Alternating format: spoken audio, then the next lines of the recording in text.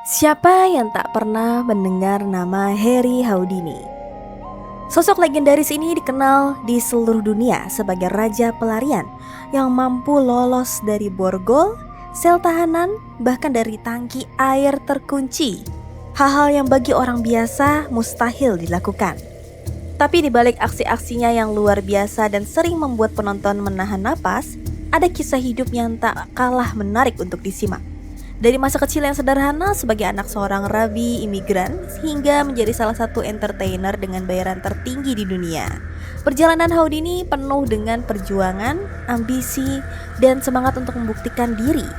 Ia bukan cuma pesulap, ia adalah seorang inovator, pembongkar kebohongan spiritual palsu, dan seniman sejati yang tak pernah berhenti menentang batas kemampuannya.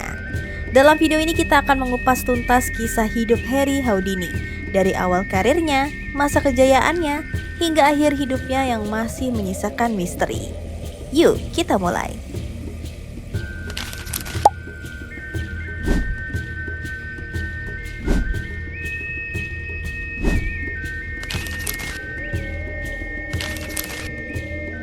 Siapa Harry Houdini? Sejak kecil Harry Houdini sudah tertarik pada dunia sulap. Ia mulai tampil di depan umum dan menarik perhatian berkat aksi pelariannya yang menegangkan.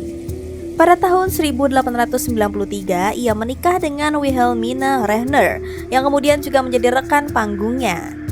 Houdini terus menampilkan aksi pelarian hingga akhir hayatnya pada 31 Oktober 1926 di Detroit, Michigan. Masa kecil. Houdini lahir dengan nama Erich Weiss pada 24 Maret 1874 di Budapest, Hungaria. Ia adalah salah satu dari 7 anak dari pasangan seorang rabi Yahudi dan istrinya. Saat masih kecil, keluarganya pindah ke Appleton, Wisconsin, Amerika Serikat. Dan di sanalah ia kemudian mengaku dilahirkan. Ketika berusia 13 tahun, Erich pindah ke New York bersama ayahnya. Mereka hidup sederhana sambil menjalani pekerjaan serabutan. Dan di sana pula ia mulai tertarik pada seni trapez. Tahun 1894 ia memulai karir sebagai pesulap profesional dan mengganti namanya menjadi Harry Houdini. Harry diambil dari panggilan masa kecilnya Harry, sementara Houdini adalah bentuk penghormatan kepada pesulap asal Prancis Jean Eugene Robert Houdin. Meski kemudian ia juga menulis buku The Unmasking of Robert Houdin untuk mengkritik tokoh tersebut. Walau awalnya tidak terlalu sukses sebagai pesulap, Houdini mulai dikenal lewat aksinya meloloskan diri dari borgol. Pada 1893, ia menikah dengan Wilhelmina Beatrice Rehner, yang di atas panggung dikenal sebagai British Bess Houdini dan menjadi partner setianya hingga akhir hidup. Kesuksesan komersial. Pada tahun 1899, pertunjukan Houdini menarik perhatian Martin Beck, seorang manajer hiburan. Beck membawanya tampil di berbagai panggung vaudeville terkenal di Amerika Serikat dan kemudian mengadakan tur ke Eropa. Dalam aksinya, Houdini bekerja sama dengan polisi setempat yang akan menggeledahnya, memborgolnya, dan menguncinya di sel tahanan. Penonton dibuat kagum dan ia pun menjadi salah satu artis vaudeville dengan bayaran tertinggi di Amerika. Pada awal 1900-an, Houdini terus mengembangkan aksinya. Ia mulai menantang dirinya dengan meloloskan diri dari jaket pengaman, tangki berisi air, hingga peti kayu berisi paku. Ia bisa lolos karena kekuatan fisiknya yang luar biasa dan kemampuannya membuka kunci dengan cepat. Tahun 1912, ia memperkenalkan aksi andalannya, Chinese Water Turtle Shell. Dalam aksi ini, Houdini digantung terbalik, lalu dimasukkan ke dalam kotak kaca berisi air dan dikunci rapat. Ia harus menahan napas lebih dari 3 menit untuk bisa keluar. Aksi ini menjadi ciri khasnya dan tetap dibawakan hingga akhir hayat.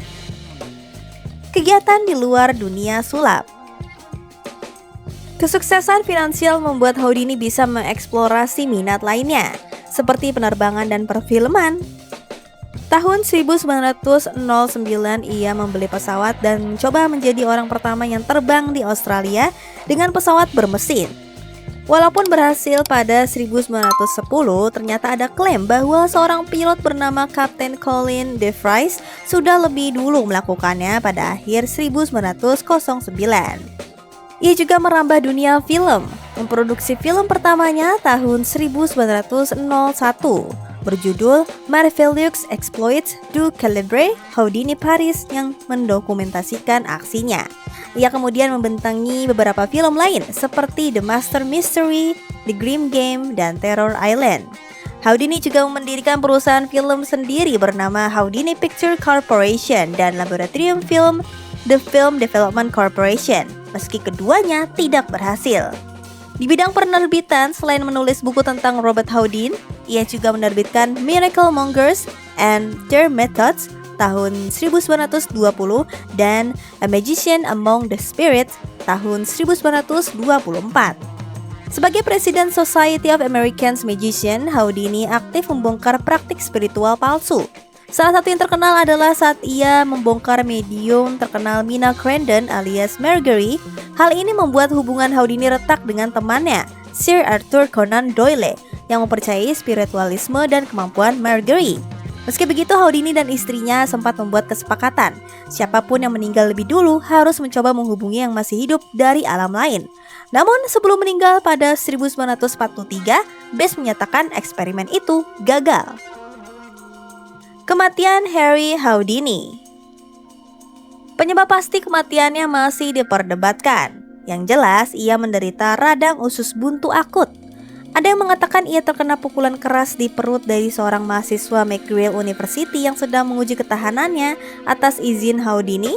Ada juga yang menyebut ia diracun oleh kelompok spiritualis.